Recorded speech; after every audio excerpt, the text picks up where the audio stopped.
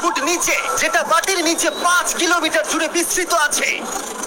আর আমরা এটা পছন্দ করি বা না করি, যখনই আমি আর আমার বন্ধুরা মাটি টাচ করলাম, আমরা অফিসিয়ালি এখানে আগামী 7টা দিন আমাদের এখন এখান থেকে অনেকটা দূরে যেতে হবে। কেন? যদি ঝড় বৃষ্টি হয় তাহলে এই পুরো জায়গাটা জলে ভরে যেতে পারে আর সমুদ্রের মতো ঢেউ এসে সবাইকে ভাসিয়ে নিয়ে যেতে পারে। সেই জন্য আপনার জন্য ভাই এটা পুরো পাগলাম। এটা একটা অন্য জগৎ মনে হচ্ছে। এই কেভ এন্ট্রান্সটা হয়তো দেখতে সুন্দর, কিন্তু দেখে যা মনে হচ্ছে আসলে তা নয়। আর আমরা হয়তো জানি না যে আগামী সব থেকে বাজে ডিসিশন।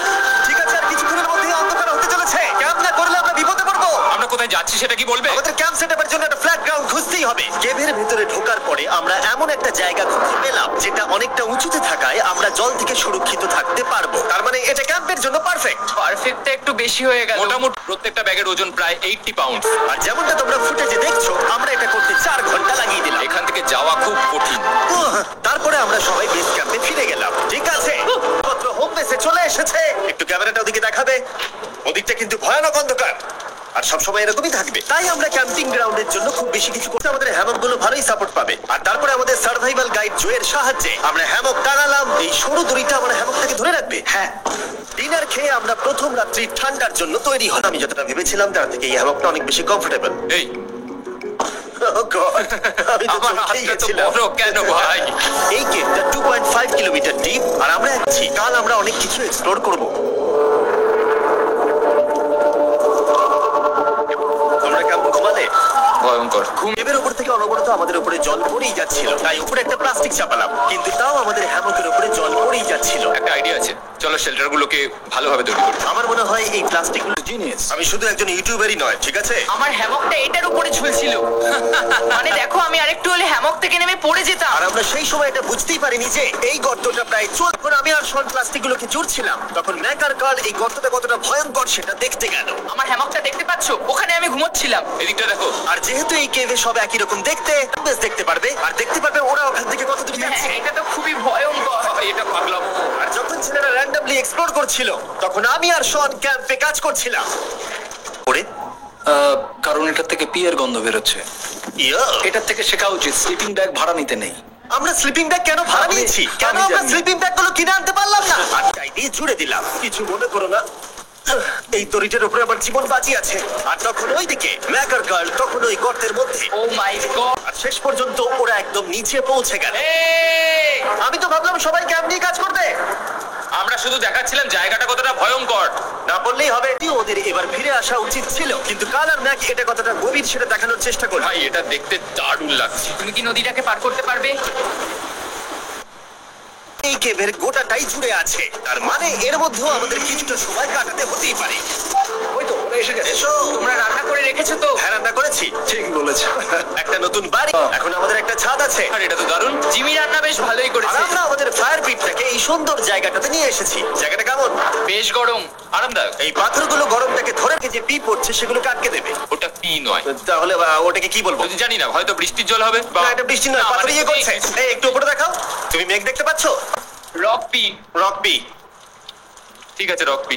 ঠিক আছে, রক পি। আর একটা শুকনো রাত ঘুমিয়ে কাটাবার পরে আমরা ঠিক করলাম জো আমাদের সার্ভাইভাল এক্সপার্ট, তাকে নিয়ে আমরা cave cave cave cave cave. দেখা যাক আমরা কেভের কতটা গভীরে যেতে পারি। তোমরা কিন্তু মনে রাখবে আমরা সবেমাত্র ইচ্ছা এই কেভের শেষ প্রান্ত অব্দি যাওয়া, অবশ্যই না পড়ে গিয়ে। ও মাই গড, এটা তো খুবই স্টিফ। আরে এটা তো সবে শুরু। আমরা কেভের আরো গভীরে এসেছি। তোমরা সবাই সাবধানে আসবে। এটা খুবই ছোট জায়গা। পারবো। কেভ এক্সপ্লোরের ইন্টারেস্টিং জিনিসটা হলো যা হোক করে আমাদের এই ছোট্ট ফাঁকগুলোর মধ্যে দিয়ে এগিয়ে যেতে হবে। ও মাই গড, খুব ছোট জায়গা। তারপরেই খুব বড় একটা জায়গা আসবে, সেটা এতটাই বড় যে কিছু। ও মাই গড। এবার আমি সব দেখতে পাচ্ছি। এটা দুর্দান্ত। এটার তো অনেক আলো। ভাই জায়গাটা কতটা সুন্দর দেখো। বাপরে, কিন্তু অন্ধ হয়ে যাবো মনে হচ্ছে। এ বাবা, এটা কি হলো? আমরা বোধহয় ঠিক মতো এটাকে ব্যবহার করতে জানতামই না। চলো এগিয়ে যাই। আর তাই আমরা এগোতে থাকলাম। এই যে এই জায়গা ধরে এখান থেকে পা ঘুরিয়ে চলে আসতে পারবে। হ্যাঁ, একদম পারফেক্ট। জো সব থেকে ভালো কেভ গাইড। এভাবে কেউ গাইড করতে পারবে না। ঠিক আছে, এইবার ব্যাপারটা ইন্টারেস্টিং হবে। এখান থেকে আমাদের ওয়েট শুট পরে সাঁতার কেটে যেতে হবে। গতকাল ম্যাক আর কার্ল এটা নিয়ে মজা করছিল, কিন্তু এই কেভে আমাদের পরের অ্যাডভেঞ্চারটা ছিল একটা প্রায় জমে যাবে। তার মানে আমাদের ওয়েট শুট করতেই হবে যাতে আমাদের হাইপোথার্মিয়া না হয়। আমরা এটা কেন করছি? এই এক্সপেরিয়েন্সটা তো জীবনে একবারই হবে। এটা করলে হয়তো আর নাও বেঁচে থাকতে পারি। আমাদের এই কেভের শেষে পৌঁছতে মধ্য দিয়ে এই ছোট্ট ফাঁকগুলোর মধ্য দিয়ে সাবধানে ধীরে ধীরে এগিয়ে যেতে হবে। আস্তে আস্তে নামো, স্রোতের কারণে পা পেছনে টানতে পারে। ঠিক আছে, আমি তাহলে নামছি। তুমি ঠান্ডা, তুমি পারবে জিমি। জানি না এখানে ঢুকতে পারবো কিনা। জিমি, এবার তুমি জল থেকে উঠে দাঁড়িয়ে পড়ো। Oh my God! এটা সত্যি একটা পাগলামি। এখানে খুব ঠান্ডা জলের মধ্যে থাকবে, তখন একটা পাথরকে ধরে এগিয়ে চলা খুব কঠিন হবে। Oh my God! এটা সত্যি পাগলামি। Back, back, চলে আসো। এগোতে থাকো, পেছন দিকে তাকিও না। একবার দেখো আমরা কি করছি। কিন্তু এই বাধাগুলো এতটা কঠিন ছিল না সামনে যা আসতে চলেছিল তার তুলনায়। আমরা পেরেছি। Cave, cave, cave. সিঁড়ি! তার মানে এখনো আমরা শুধুমাত্র সার্ফেসেই রয়েছি, আর শেষ প্রান্তে পৌঁছতে হলে আমাদেরকে আরো 2 কিলোমিটার যেতে হবে। যেরকম তোমরা দেখতে পাচ্ছ এখানে 24x7 বৃষ্টি হয়, তাই আমি একটা আওয়াজ করব। আমি ভাবছি আমি যদি এটা না পারতাম তাহলে কি হতো। আমি নিশ্চিত যে ওদের একটা ভেজা পাথরের উপর শুতে হতো। আমাদের ক্রমাগত এগিয়ে যেতে হবে এবং শরীরটাকে ভিজে রাখতে হবে। তাপমাত্রা কমে যাবে। এটা কঠিন কেন? সব থেকে বাজে ব্যাপার হলো আমরা যতটাই দিকে এগোবো ততটাই আমাদের পিছাবে। আমাদের পরের বাধাটা হয়তো জলের মধ্যে নয়, কিন্তু তার মানে এটা নয় যে সেটা সহজ হবে। আরে এটা কি মাকড়সার জাল? কিন্তু আমি মাকড়সা দেখতে পাচ্ছি না। তার মানে ওটা আমাদের উপরে আছে। আরে তোমার গায়ে একটা মিস্টার বিস ভিডিওর মতো যত এগোবে ততই কঠিন হবে। সত্যি কথা বলতে যদি আমাদের সাথে জো না থাকতো আমরা মরেই যেতাম। আর 3 ঘন্টা পরে জো আমাদের জন্য একটা বাজে খবর। আমরা একটু সময় লাগিয়ে ফেলেছি, তাই আজকে আমাদের আবার ক্যাম্পে ফিরে যেতে হবে। আমি মানবো না। তুমি সেফটি এক্সপার্টের কথা অমান্য করতে পারো না। আমি এটা মানবো না। সত্যি কথা বলতে আমাদেরকে ফিরতেই হতো, কারণ এর আগে আমরা শুটছি, তারপর ফ্লেয়ার নিয়ে খেলেছি, তাই আমরা ফিরে যাচ্ছি। আর এই মিশনটা আমরা পরের দিন আবার শুরু করব। শোন, আমরা এসে গেছি। আরে তুমি ভিজবে না? আমি তো জানতামই না এই লাইটগুলো আমরা এনেছি। এগুলো দারুণ লাগছে, তাই না? দুঃখের বিষয় আজকে আমরা মাত্র 20% এগোতে পেরেছি, কিন্তু বিশ্বাস করো আমরা শেষ পর্যন্ত অবশ্যই যাব আগামী কয়েকদিনের মধ্যেই। আমরা ডে 4টা রেস্ট নেব, আর ডে 5 এ চেষ্টা করব এই কেভের শেষ অবধি যাবার। দেখা যাক কি হয়। ডে 3 তে মজা হলো, কালকে আবার দেখা হচ্ছে। 3টে খুব বাজে রাত কাটাবার পরে পরের দিন সকালে আমাদের মাথায় শুধু একটাই কথা আসছিল, আমার একটা হট শাওয়ার চাই, তবে আমি এখন একটু শান্তি পাবো। ও এখন শাওয়ার পেলে কিন্তু দারুণ হয়। হয়ে গেল। তোমরা নিশ্চয়ই জানো কেভের মধ্যে শাওয়ার করা সম্ভব নয়। আমাদের অনেকটা পথ হেঁটে সাবধানে আগের রিভার বেডের কাছে পৌঁছতে হলো। ও মাই গড! আমি আমার ব্রেনকে ফিল করতে জমে গেল পুরো। চলো ড্রোন দিয়ে মাথার চুলগুলো শুকিয়ে নি। এদিকে এসো ড্রোন। ও দাঁড়াও দাঁড়াও দাঁড়াও, এটা কিন্তু কাজ করছে। হ্যাঁ, দারুণ কাজ করছে। ড্রোন থাকতে হেয়ার ড্রায়ারের কি দরকার? আর চুল শুকানোর পর আমরা জয়ের সাথে জার্নির প্ল্যান করতে বসলাম। এটা কি জো? এটাই কেভের ম্যাপ। আগের বার আমাদের থামতে হয়েছিল কারণ জল খুব জোরে বইছিল। এখন বৃষ্টি কম হচ্ছে, তাই কালকে আমরা নিশ্চয়ই এই কেভের শেষে পৌঁছাবো। ভয়ঙ্কর হতে চলেছে। প্রথমে আমাদের কালকে যেখান দিয়ে গেলাম সেখান দিয়ে আগে যেতে হবে। জলের মধ্যে ঝাঁপ দিতে হবে এবং পাথর দেখে হাঁটতে হবে। এগুলো সবকটা আমরা যদি পার করতে পারি পৌঁছে যাবো। কেমন দেখতে তুমি সেটা বলো না, আমি তোমাদেরকে সারপ্রাইজ দিতে চাই। আমার মনে হয় আমরা পারবো। ওইসব বাদ দাও, আমরা ঠিক কালকে পৌঁছে যাবো। কালকের ফ্লেক্সিবল স্মোর্টস খাচ্ছি আমাদের এনার্জি রিগেন করতে। সবাইকে চিয়ার্স। জো এই প্রথমবার ফেস্টিভ্যাল স্মোর্টস খাচ্ছে। জো সত্যি কথা বলবে। আরে এটা দারুণ। তাহলে ভালো লাগলো?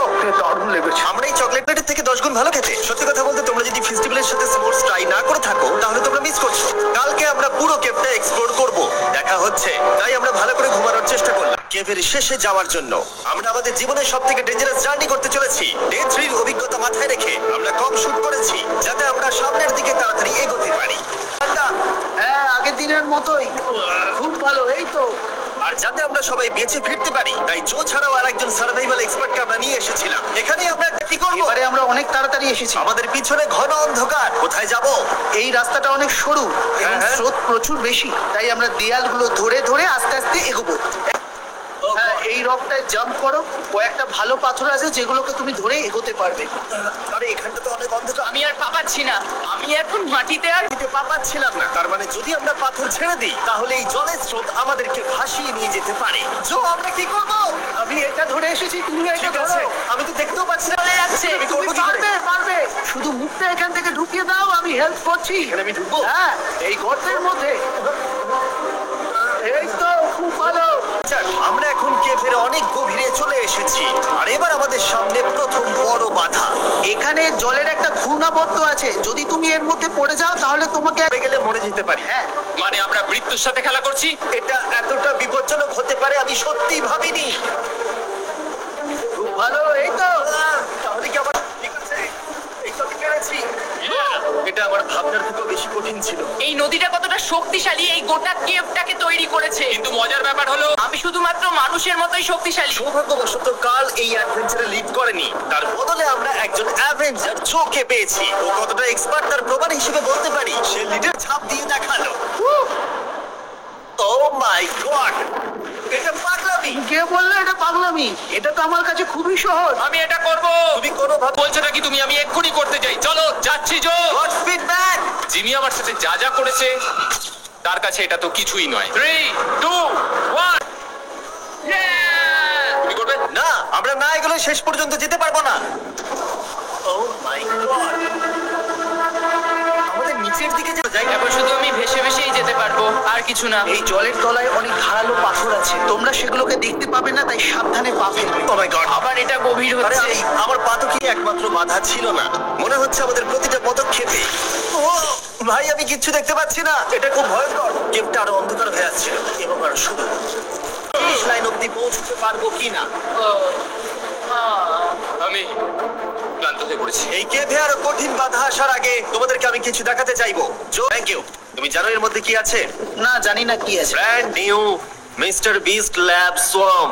সত্যি কথা বলছি, গত 5 ঘন্টা ধরে যেহেতু আমি অনেক পরিশ্রম করেছি, তাই কোনো মতথায় নেই। তাই এটা শুট করার 1 মাস পরে আমি পুরো কেপ সেটটা তৈরি করলাম ফিউচার জিমি নেম ট্যাগ দিয়ে। তারপরে বললাম, হেই, আমি ফিউচার জিমি, আর আমি এখন তোমাদেরকে বলবো brand new toy line of mister, একটা কালেক্টেবল টয় লাইন। আর এখানে 119টা ইউনিক ডিজাইন ক্যারেক্টারও আছে যা তোমরা কালেক্ট করতে পারো। আর সবথেকে দারুণ ব্যাপারটা হলো, কোন ক্যারেক্টারটা তুমি পেয়েছো সেটা জানতে হলে এই টিউবে ওয়াটার দিয়ে নাড়াতে হবে, সামনে চলে আসবে। আর আমি এটা ডেমনস্ট্রেট করতে এই বিশাল বড় টিউবটাকে বানিয়েছি। এই টিউবটাকে জল দিয়ে ভরে দাও। তোমাদের এত লাগছে, ঠিক আছে? এটা এখন জলে ভর্তি হয়ে গেছে, এবার এটাকে একটু নাড়াতে হবে। এটা কি আর নাড়াতে হবে? হ্যাঁ, অনেক নাড়ানো হয়ে গেছে এবার। আর জল ঢালার পরে তোমরা দেখতে পাবে তোমরা কোন সোয়ামটা পেয়েছো। এটা সবথেকে রেয়ার হাইপোক্রোম, যেটা মাত্র 1000টা বানানো হয়েছে। জো, এটা তোমার। থ্যাংক ইউ সো এটা মাচ। চাই। আর আমার কাছে দুটোই ছিল। আর আমরা শুধু সোয়ামেই থেমে নেই, আমরা এই অ্যাকশন ফিগার প্যান্থার গুলো বানিয়েছি যেগুলো এই ব্রিফকেসে আছে। আর এই সোয়ামের মতো এই মিউটেটর যখন তোমরা কিনবে দেখতে পাবে এর ভেতরে কি আছে। কোথায় কিনবো? স্ল্যাব টয়েস এখন তোমরা পৃথিবীর সব জায়গায় পেয়ে যাবে। এগুলো সব বেরিয়ে গেছে, তোমরা গিয়ে কিনে নাও। আর কেবের মধ্যে অনেক সমস্যা পেরোনোর পরে আমরা ফাইনালি পৌঁছে গেলাম গ্লো ওয়ার্ম চেম্বারে। খুব ভালো লাগছে। ঠিক আছে টিম, তোমাদের গ্লো ওয়ার্ম চেম্বারে স্বাগত। এ তো দারুণ। এটা দারুণ লাগছে। ভাই, এটা এই আলো তোমরা দেখতে পাচ্ছ, সেগুলো আসলে ছোট্ট ছোট্ট বায়োলুমিনেসেন্ট গ্লো ওয়ার্ম তৈরি করেছে। এটা দেখতে অনেকটা মিল্কি ওয়ে গ্যালাক্সির মতো লাগছে। ওয়াও! আর এই মুহূর্তটা, এই ভিউ সত্যি বলতে করে দিল। এখানে অব্দি পৌঁছানো যেন সত্যি একটা অ্যাচিভমেন্ট ছিল। কিন্তু এখন আমাদের যাত্রা শেষ হয়নি, কারণ আমাদের এখান থেকে এখন বেস ক্যাম্পে ফিরতে হবে। আজকে ডে 6 হতে চলেছে। আমার মনে হয় না আমি ভালো করে ঘুমোতে পারবো। ওদের জন্য খুব চিন্তা। এই ট্রিপটা অনেকটাই সহজ ছিল, কারণ আমরা স্রোতের সাথে ভেসে ভেসে যাচ্ছিলাম। আর যেহেতু তোমরা এই ট্রিপটা দেখেছো, তাই আমরা এটাকে স্কিপ করলাম। কিন্তু সত্যি পাই নিল, কারণ আমরা ক্যাম্পে পৌঁছানোর আগেই 6 নম্বর দিন চলে এলো। সবাই ঠিক আছে তো? আমার খুব চিন্তা হচ্ছিল। ডে 6 ডে 6 খুব ভালো। এনার্জি বাড়াতে আমরা কিছু খেতে পেলাম। এটা খুবই অ্যাডভেঞ্চারাস ডে ছিল। কালকে দেখা হচ্ছে, মানে আজকেই হয়তো। এটা ডে 6 নাকি আজকে, না আমি জানি না। এত বড় ট্রেক সম্পূর্ণ ক্লান্ত হওয়া সত্ত্বেও জানি না কেন, কিন্তু আমি একদমই ঘুমাতে পারছিলাম না।